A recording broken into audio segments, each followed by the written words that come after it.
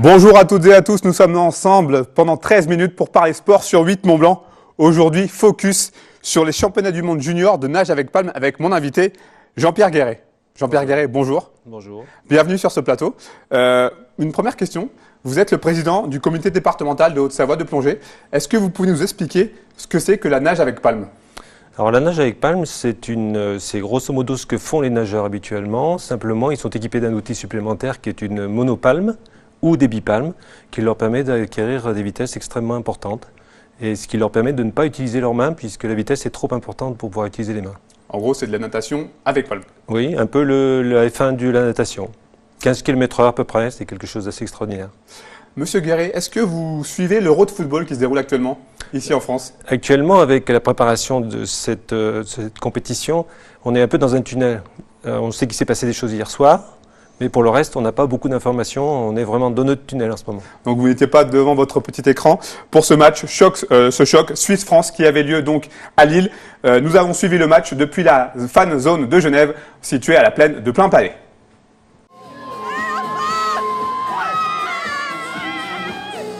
Ce dimanche soir, au coup de sifflet final de ce Suisse-France, une certaine folie s'est emparée des 10 000 supporters présents et la plaine de Plainpalais s'est alors transformée en boîte de nuit géante. Une façon de montrer que le score final de 0-0 semble ravir les deux pays voisins. Je trouve que c'est un match qu'on a maîtrisé techniquement. Maintenant, on manquait d'envie parce qu'on avait déjà la première place assurée et les Suisses nous ont pas inquiétés. C'est ce que j'ai retenu de ce match, mais qui était quand même assez ennuyant à suivre pour de gros supporters comme nous. Je pense que c'était important de réagir et nous, l'égalité nous suffisait pour être qualifiés. Tandis que justement, l'Albanie a fait 1-0, donc je pense pour nous, c'est magnifique. 2 heures plus tôt au même endroit, l'ambiance est très détendue. La presse helvétique a déjà lancé le match, les Suisses affichent fièrement leurs couleurs, mais les Français ne sont pas en reste.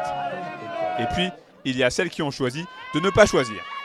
Et au moment de se lancer dans le concours de pronostics, les avis sont bien évidemment partagés. 4-0 pour la France, moi je pense qu'on refait ce qu'on a fait il y a 2 ans en arrière pour la Coupe du Monde. 3-0. Non, allez, 3-1, on est sympa, on va vous laisser 3, c'est bien. Non, je dirais 1-0 pour la Suisse. 3-2. 20h55, le cantique suisse et la Marseillaise sont repris en chœur par le public. Le match peut débuter. Ce sont les supporters tricolores qui vont avoir l'occasion de vibrer à plusieurs reprises. Paul Pogba, le milieu français, frappe 2 fois sur la barre transversale. 0-0 à la mi-temps, les visages commencent à se tendre. Signe de l'engouement, les supporters continuent d'affluer vers les écrans géants. C'est parti pour la deuxième mi-temps, le match est toujours aussi indécis. Les joueurs de l'équipe de France sont tout près de marquer par Dimitri Payet à la 76e minute, pour le plus grand désarroi des supporters français. 21h50, l'arbitre siffle la fin du match. On le voit, on décide de se quitter, bons amis.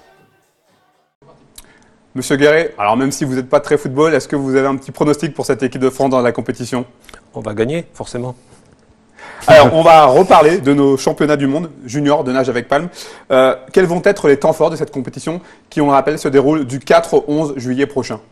Alors, la partie la plus importante, enfin le démarrage se situe le 5, avec notamment un certain nombre de choses qui sont prévues en direction du grand public, pour faire connaître nos disciplines, pour montrer nos jeunes, pour montrer les jeunes qui viennent du monde entier, et également pour associer toute la population avec une soirée d'ouverture qui sera un peu protocolaire, certes, mais qui sera aussi surtout festive.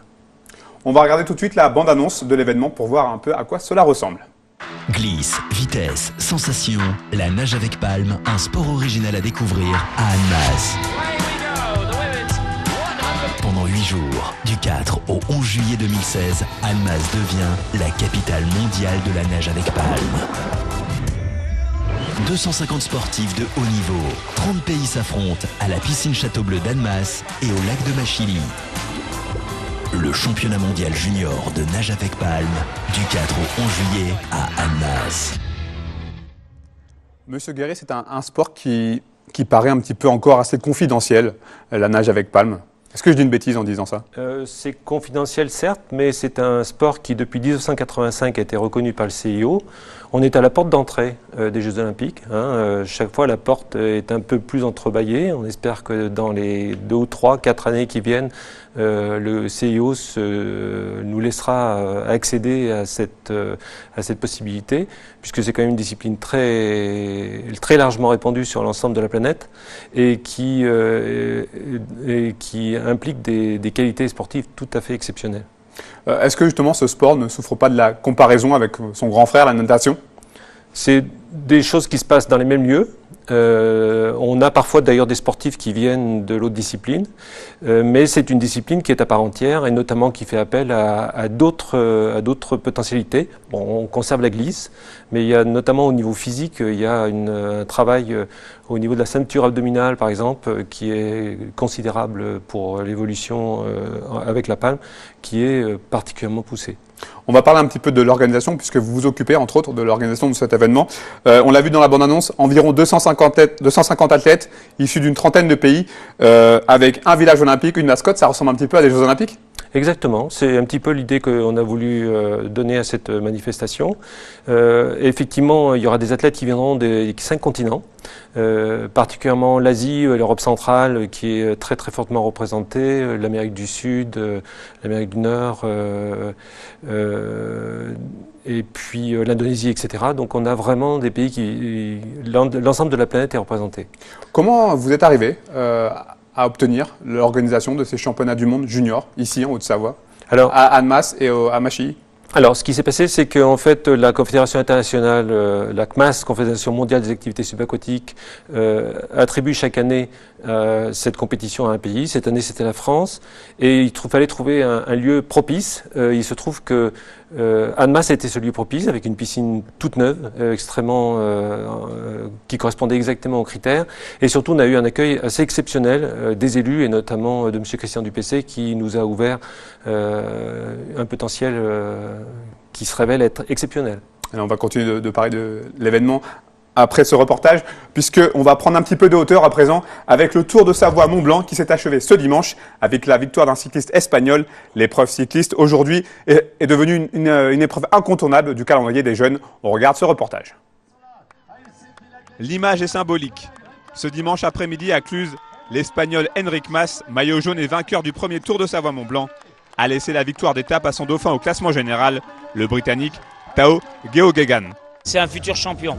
Quand on sait l'âge qu'il a, et, on peut se dire que dans les années à venir, voire déjà l'année prochaine, il sera forcément en équipe continentale, voire en Pro Tour. Pour cette dernière étape qui ralliait Moutier à Cluse, les organisateurs avaient choisi un tracé très accidenté, avec 4 cols au programme. L'occasion notamment pour les grimpeurs de se montrer. On est fiers parce que c'est les futurs champions de demain. Il ne faut pas oublier Léo Vincent du CC Tup ou toutes les étapes, toutes les attaques du petit paré-peintre. Dans toutes les ascensions, il a cherché à aller faire les GPM. Et bon, voilà, même s'il n'y arrivait pas, les jeunes sont présents sur ces terres. Les coureurs, voilà, ils apprécient ce genre d'épreuve. Nous, ça fait 4 jours qu'ils font monter et descendre. Voilà, mais on voit le sourire à l'arrivée. Même s'ils ont souffert, on sent qu'ils sont là, qu'ils ont vraiment du plaisir à passer la ligne. Ce Tour de Savoie Mont-Blanc s'achève donc après 523 km de très grands spectacles.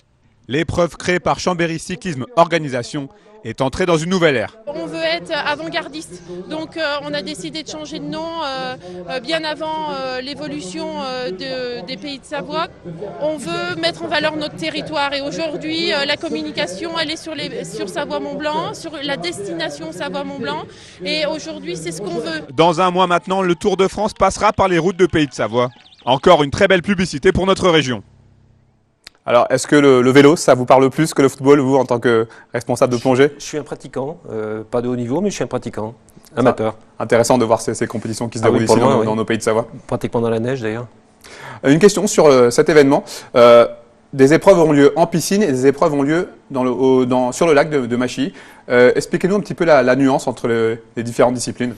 Alors, ce qui se passe en piscine, c'est plutôt des distances courtes. Et en lac, c'est ce qu'on appelle la longue distance. Et en l'occurrence, pour des jeunes de cet âge-là, c'est donc notamment un relais 4 fois 2000 mètres et l'épreuve reine à 6000 mètres. Comment se situe la France dans la hiérarchie mondiale. Je vais être plus clair. Est-ce qu'on a des chances de voir des jeunes Français triompher lors de ces championnats du monde qui auront lieu à Annemasse? Alors, les pays les plus en vue sont quand même les pays de l'Est, la Russie, Ukraine, etc. La France a un vivier extraordinaire là, de jeunes qui sont en train de monter et qui ont démontré un certain nombre de choses aux Jeux européens. Et on a au moins 3 personnes là pour lesquelles on a des très bons espoirs, avec peut-être des records, enfin en tout cas des médailles d'or. Peut-être pas des records mondiaux, parce que les records ils sont déjà très très hauts, mais au moins des médailles. En tout cas, c'est tout le mal qu'on leur souhaite, évidemment. On rappelle les dates? Donc à partir du 5, le 5 est réellement pour le grand public, hein, ça sera jusqu'au 11, donc à la piscine d'Annemasse et au lac de Machilly. Merci en tout cas pour votre venue sur notre plateau. Merci. Voilà, c'est terminé pour cette semaine. N'oubliez pas le replay de cette émission disponible dès ce mardi. On n'oublie pas de faire du sport pour se maintenir en forme. Ciao. On se quitte avec des images du Crankworx, une compétition de VTT qui s'est déroulée tout ce week-end du côté d'Égée. Bonne semaine.